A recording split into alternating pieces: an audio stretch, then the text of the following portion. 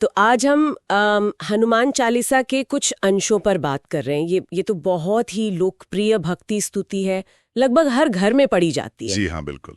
और हम कोशिश करेंगे कि इन छंदों में जो हनुमान जी के गुण हैं, उनके काम हैं, उनका महत्व है, उसको थोड़ा समझ सकें। सही कहा। शुरुआत ही देखें तो कितनी सुंदर है। गुरु के चरणों की धूल से अपने मन के आईने को साफ करना, ताकि श्री राम का निर्मल यश कह सके। और वो यश भी कैसा, जो धर्म, अर्थ, काम, मोक्ष ये चारों फल देने वाला है। और फिर खुद को बुद्धिहीन जानना, ये विनम्रता देखिए। और फिर पवन पुत्र का स्मरण करके उनसे बल, बुद्धि, विद्या मांगना। बिल्कुल। और क्लेश और विकार दूर करने की प्रार्थना। यहीं से मतलब हनुमान जी के गुणों का सागर खुलना शुरू होता है। ज्ञान गुण सागर। ज्ञान गुण सागर, हाँ।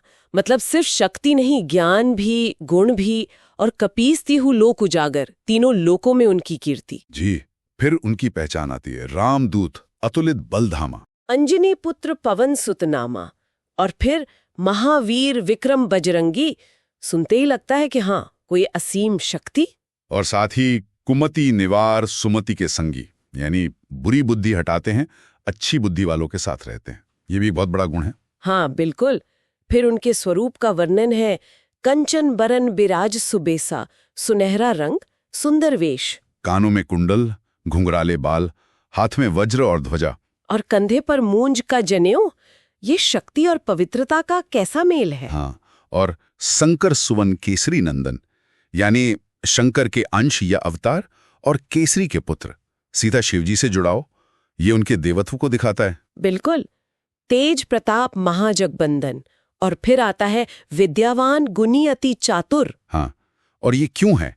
राम काज करीबे को आतुर, मतलब उनकी सारी विद्या, गुण, चतुराई, सब कुछ राम जी के काम के लिए समर्पित है। और उनका मन भी बस प्रभु के चरित्र सुनने में ही रमा रहता है।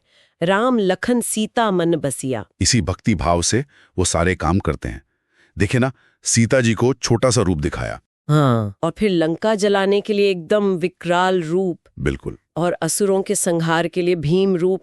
मतलब जैसी जरूरत वैसा रूप, पर लक्ष्य हमेशा राम का काम। और वो संजीवनी बूटी वाला प्रसंग तो अद्भुत है। लक्ष्मण जी के प्राण बचाना। जी। और उससे श्री राम कितने प्रसन्न हुए।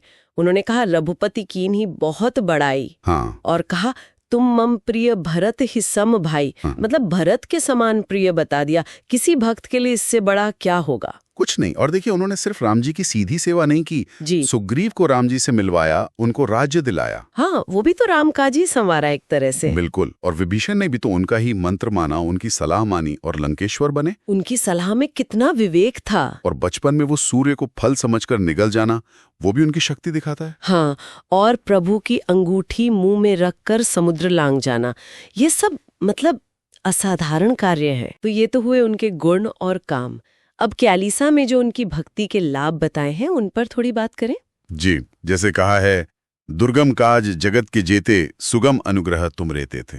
मतलब मुश्किल काम भी उनकी कृपा से आसान हो जाते हैं। और राम द्वारे तुम रखवारे, होत न आज्ञा बिनु पैसारे। राम जी के द्वार के रक्षक उनकी इजाजत के बिना प्रवेश नहीं। हाँ, तो एक तरह से वो भक्ति के मार्ग के भी रक्षक हुए। उनकी शरण में सब सुख लहे तुम्हारी शरणा, तुम रक्षक काहू को डरना। बिल्कुल, कोई डर नहीं रहता। और ये बात भी बहुत लोग मानते हैं, भूत पिशाच निकट नहीं आवे, महावीर जब नाम सुनावे। हाँ, नाम सुमिरन की शक्ति। और नासय रोग हरे सब पीरा, जपत निरंतर हनुमत बीरा। निरंतर जपने से रोग और पीड़ा दूर होती है। और ये पंक्ति तो बहुत आश्वासन देती है, संकट ते हनुमान छुड़ावे, मन क्रम वचन ध्यान झुलावे। बिल्कुल। जो मन, कर्म, वचन से ध्यान लगाता है, हनुमान जी उसे संकट से छुड़ाते हैं। और वो अष्ट सिद्धि नौनिधि के दाता भी हैं। अच्छा, ये वरदान माँ जानकी ने दिया था ना? जी हाँ। अस बर दीन जानकी माता, ये दिखाता है कि उनकी सेवा से प्रसन्न होकर माँ सीता ने उन्हें एक क्षमता दी, 8 सिद्धियां और 9 निधियां देने की। वाह। और उनके भजन से राम जी मिलते हैं, जन्म जन्म के दुख भूल जाते हैं। अंतकाल रघुबरपुर जाई, जहां जन्म हरि भक्त कहाई। हाँ। और फिर ये भी कहा कि और देवता चित्त न धरई, हनुमत सेई सर्ब सुख करई।